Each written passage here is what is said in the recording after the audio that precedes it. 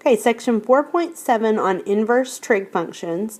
So in algebra, we learned that the inverse of a function switches the x and y values in the equation, and then we graph the new equation. So it kind of looks like it's rotated, or it's actually reflected across the line y equals x. Same thing in trigonometry. We're going to switch the independent and dependent variables, which is the same as switching the x's and the y's, but in trigonometry we use theta and sine theta, or theta and cosine theta. So whatever you're plugging in is the independent variable, and whatever you're getting out is the dependent variable. So in order for a function to have an inverse, it has to pass the horizontal line test. So if I look at the graph of sine of x and I draw a horizontal line somewhere on the graph, I see that it's going to touch at more than one point. So it does not pass the horizontal line test. So this would mean that sine does not have an inverse function. Well, I want to talk about inverse functions. So we need to fix the graph of sine x so that it can have an inverse. So if I take the graph of sine of x and I limit the graph, I chop off part of the graph to look at negative pi over 2 to positive pi over 2, now I can look at the graph, and if I draw a horizontal line, it does pass the horizontal line test. Okay? So then I switch the x and y values, and so it's kind of like we're rotating it, but it's actually a reflection. And these three graphs are sine inverse, cosine inverse, and tangent inverse. Another way that they will write it sometimes in the book is arc sine, arc cosine, arc tangent. But it's the same as the inverse function. So if you notice on the x-axis they've relabeled and now they have whole numbers, and the y-axis is now in terms of pi's, or in radians. So this is just what those inverse functions look like. But we're not going to use the graphs in this lesson. We're just talking about an inverse function solving for values, and so that's what we're going to be doing in the examples. So if we're evaluating a trig function, it may look like sine inverse of 1, or they may even write arc sine of 1. And what they're asking is, what angle has a sine of 1? And so then you look on your unit circle for the 1 in the y position, which is the same as the sine value. And there's only one place on the unit circle that the sine is 1, and that's at 90 degrees, which is pi over 2 in radians. So what they want to know is, where is the sine 1? So I would say pi over 2, because we want to answer in radians. So example 1, same thing. Arc tangent of square root of 3 over 3. This means what angle on the unit circle has a tangent of square root of 3 over 3. So out on your unit circle, if you look for square root of 3 over 3, you're going to find that in two locations, and we're looking for positive square root of 3 over 3. So the first one is at pi over 3, and the next one is at 7 pi over 6. So both of these values have a tangent of square root of 3 over 3. Example 2 says cosine inverse of negative 0.41. So we know that we don't have any decimals on our unit circle, so anytime they give you a decimal value, you can actually type this into your calculator.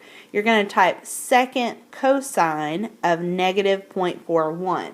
Now you're going to want to make sure that you're in radian mode when you do this, because we want a radian answer. So when you type that in, you'll probably get 1.99. And I went ahead and put radians at the end so that I would remind myself, hey, this is a radian value and not a degree.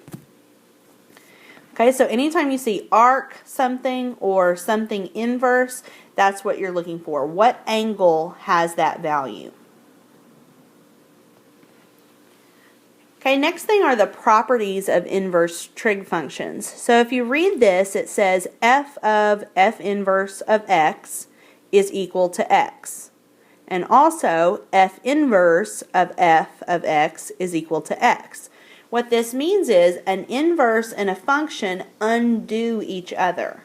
Okay, they are opposite operations. So whatever I plug into a function, and then if I take the inverse, I'm going to get the same thing out. So that's what this picture is.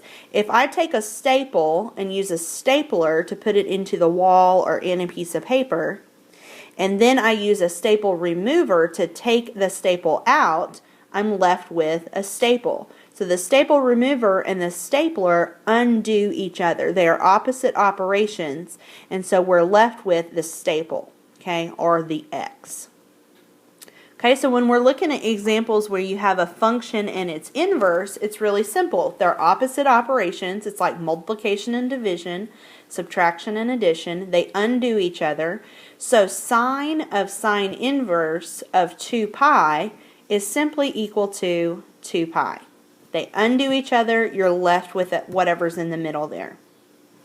So example 4, arc cosine of 5 pi over 6 is equal to 5 pi over 6. Example 5, tangent of tangent inverse of negative 0.73 is negative 0.73. The two operations undo each other. You're left with whatever's in the parenthesis. Easy as that. Okay, now we're going to find the exact value on these. So this is going to take a little bit of more work. Notice we're dealing with inverses and trig functions, but they're not the same trig function on example 6. We have a cosine and a tangent inverse. Those don't undo each other. So I'm going to start on the inside parenthesis with inverse tangent of 2, and I'm going to draw a triangle, and I'm going to label the triangle since they're telling me that some angle has a tangent of 2. So if I draw an angle, the tangent is opposite over adjacent, so that makes the opposite 2 and the adjacent 1. Okay, so we're going to use Pythagorean theorem to solve for the missing side of the triangle. So 2 squared plus 1 squared, and then if I take the square root of that, that's going to give me the square root of 5 for the hypotenuse. Once you have your triangle labeled using the inside parenthesis information, now we're going to go to the outside of the parenthesis. And I want to know what the cosine of this angle is. So cosine is adjacent over hypotenuse, so I'm going to do 1 over the square root of 5. Can't have a square root on the bottom. That's the same as square root of 5 over 5. So we start on the inside parentheses to draw our triangle. Then we work on the outside to find whatever we're solving for. Okay, number 7, same thing. I'm going to start on the inside. Arc tangent is 3 over 4. So they're telling me that some angle has a tangent of 3 over 4. So I draw a triangle, opposite over adjacent. So opposite's 3, adjacent is 4. If I solve for the missing side, this is a 3, 4, 5 right triangle. Now that I have all of the pieces of the triangle, I go to the outside, so I want to know the sine of this angle. Sine is opposite over hypotenuse, so that's 3 over 5. Okay, number 8, we're going to start on the inside, so the arc tangent is negative 3 over 5. So I draw my triangle, opposite is negative 3, adjacent is 5. Solve for my missing hypotenuse, so that's going to be 3 squared plus 5 squared will wind up being the square root of 34, and that does not reduce. We're going to leave it as the square root of 34. So now we're looking for the secant of that triangle. Secant is the reciprocal of cosine, so that's going to be hypotenuse over adjacent, which is square root of 34 over 5. So start on the inside, draw your triangle, find any missing pieces, then go to the outside to find what they're looking for. Okay, next, last 2 examples says use an inverse function to write theta as a function of x. So what I like to do first is label my triangles, opposite, adjacent, and hypotenuse with whatever we're given. So on 9, the x plus 2 is opposite, and 5 is the hypotenuse. So then I think about what trig function uses opposite and hypotenuse. I know that that's sine. So the sine of theta is going to equal x plus 2 over 5. Now they want us to write the function theta as a function of x. So that means they want theta by itself. Well, in order to get rid of sine, I have to use its opposite operation, or its inverse, which is sine inverse.